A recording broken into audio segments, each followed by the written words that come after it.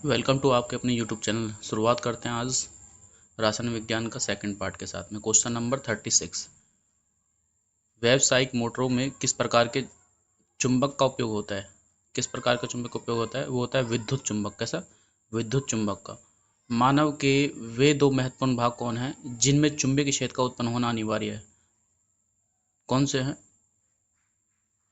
वो हमारे हृदय तथा मस्तिष्क है। विद्युत चुंबक बनाने के लिए प्राय किस पदार्थ की छड़ का उपयोग होता है? किस प्रकार के होता है? इस्पात का, पीतल का, इनमें से कोई नहीं। वो होता है नरम लोहे का। विद्युत चुंबकीय प्रेरक की खोज किसने की है? जो विद्युत चुंबक है उस प्रेरक की खोज किसने करी है? उसकी खोज की है फैराडे ने। ठीक है। नाभिकीय ऊर्जा प्राप्त करने हेतु आवश्यक है, क्या आवश्यक है? वह यूरेनियम। शारीरिक कार्यों को करने के लिए किस किस प्रकार की ऊर्जा का उपयोग किया जाता है? शारीरिक कार्य, जो शारीरिक कार्य होते हैं उनको करने के लिए किस किस प्रकार की ऊर्जा का उपयोग किया जाता है? वो किया जाता है पेशिक ऊर्जा को। ठीक है। ऊर्जा के सभी रूप में अनंत स्रोत किसे माना जाता है? किसे माना जाता है? वो माना जाता है सूर्य को। डेनमार्क को कहा जाता है, डेनमार्क को क्या कहते हैं? ये कहते हैं पवनों का देश। क्या कहते हैं? पवनों का देश। सौर सेल बनाने के लिए किस धातु का उपयोग किया जाता है? कौन सी धातु का उपयोग किया जाता है सौर सेल बनाने के लिए? सिलिकॉन। सौर सेल और सौर ऊर्जा को किस ऊर्जा में रूपांतरित करते हैं? सौर सेल और सौर ऊर्जा को किस ऊर्जा में रूपांतरित करते हैं? किस ऊर्जा में करते हैं? वो करते हैं विद्युत ऊर्जा में। निम्न में से किसका उपयोग खाना बनाने वाले ईंधन के रूप में नहीं किया जाता? किसका उपयोग नहीं किया जाता? सीएनजी का। एलपीजी, बायोगैस, कोयला, इसको क्या करते हैं? इससे खाना बनाने में इसका उपयोग किया जाता है। कार्य का मात्र क्या है? जूल। क्या है? जूल। ज्योति देवता का मात्र क्या है? क्या है? कैंडला। क्या? कैंडला। मात्रों की अंतर्राष्ट्रीय पद्धति कब लागू की गई? कब लागू की गई थी? 1971 में।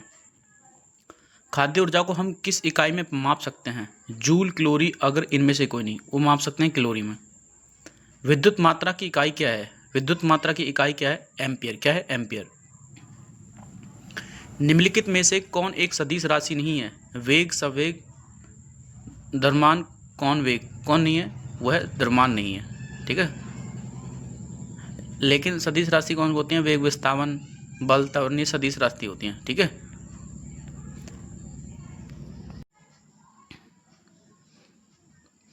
पदार्थ के संवेग और वेग के अनुपात से कौन सी भौतिक राशि प्राप्त की जाती है? वो प्राप्त की जाती है द्रव्यमान। ठीक है। रॉकेट किस सिद्धांत पर कार्य करता है? देखो कितना अच्छा क्वेश्चन है। ये क्वेश्चन पूछा जाता है, रॉकेट किस सिद्धांत पर कार्य करता है? कई बार पूछा गया है, इंपॉर्टेंट नोट करके चलना है। ठीक है। क्वेश्चन नंबर 54 का आंसर क्या होगा? ये होगा संवेग संरक्षण पे।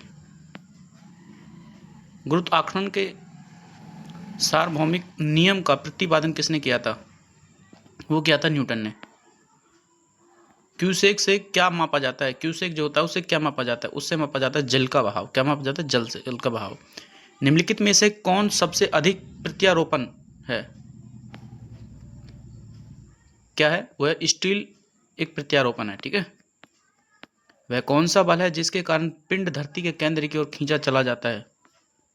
वो बल है गुरुत्वाकर्षण के नियम। ठीक है। जो गुरुत्वाकर्षण होता है उसकी वजह से ऐसा होता है। पृथ्वी के गुरुत्वाकर्षण का कितना भाग चंद्रमा के गुरुत्वाकर्षण के सबसे नजदीक है? 1 बटे मतलब 1/6 के बराबर। ठीक है।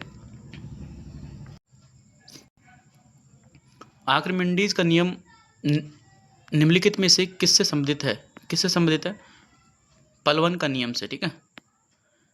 श्यानता की इकाई क्या है? श्यानता क्या है? पॉइज। क्या है? पॉइज। ठीक है। दूध से क्रीम निकालने में कौन सा बल लगता है? कौन सा बल लगता है? अपकेंद्रीय बल। चाबी भरी घड़ी में कौन सी ऊर्जा होती है? कौन सी ऊर्जा होती है? वो होती है स्थितिज ऊर्जा। कौन सी? स्थितिज ऊर्जा। सूर्य की ऊर्जा उत्पन्न होती है, सूर्य की ऊर्जा उत्पन्न होती है नाभिक के संलग्न द्वारा। वायुमंडल में बादलों के तैरने का कारण क्या है? वो है घनत्व। घनत्व के कारण क्या होता है? वायुमंडल में बादल तैरते हैं। ठीक है। किसके कारण तैरते हैं? घनत्व के कारण बादल तैरते हैं। ठीक है। नेक्स्ट क्वेश्चन 66, वस्तु की मात्रा बदलने पर क्या अपरिवर्तित रहता है? क्या रहता है, वो रहता है घनत्व रहता है, ठीक है। जल में तैरना न्यूटन की गति के नियम के कारण संभव है, किस नियम के कारण संभव है जल में तैरना? तृतीय नियम के कारण। एंगस्ट्रम क्या मापा जाता है? एंगस्ट्रम मापा जाता है तरंग दैर्घ्य में, ठीक है। क्वेश्चन नंबर 69, किस वैज्ञानिक ने सर्वप्रथम बर्फ के दो टुकड़ों को आपस में घिसकर पिघला दिया था? डेवी ने ऐसा किया था। आज का आखिरी क्वेश्चन, क्वेश्चन नंबर 70, लोहे की सुई पानी की सतह पर तैरती है, इस परिघटना का कारण क्या है? श्यानता, गुरुत्वीय त्वरण, पुष्ट तनाव या इनमें से कोई नहीं। क्या है? ये पुष्ट तनाव के कारण जो लोहे की सुई होती है वो पानी पर तैरती है। ऐसा ये क्वेश्चन आपसे मैं पूछ रहा हूँ ना, जो क्वेश्चन मैंने आपको बताया है, क्वेश्चन नंबर 70, ये क्वेश्चन बार बार पूछा जाता है। जो पुष्ट तनाव से होते हैं ना क्वेश्चन, जो होते हैं वो पानी से रिलेटेड जो क्वेश्चन होते हैं, ऐसा जो क्वेश्चन होता है वो बन के आता है। थोड़ा सा हो सकता है भाषा, थोड़ी इसकी लैंग्वेज चेंज हो सकती है, लेकिन क्वेश्चन आपको हर एग्जाम में देखने के लिए मिलता है ऐसा, ठीक है। तो आज मैंने सेकंड पार्ट पे आपको 35 क्वेश्चन कराए, 35, ठीक है। कितने? 35, मात्र 6 से 7 मिनट के अंदर आपको मैंने कराए। तो फिजिक्स का सेकंड पार्ट चल ही रहा, आपको पता, रासायनिक विज्ञान का, ठीक है। आज के लिए इतना ही, धन्यवाद।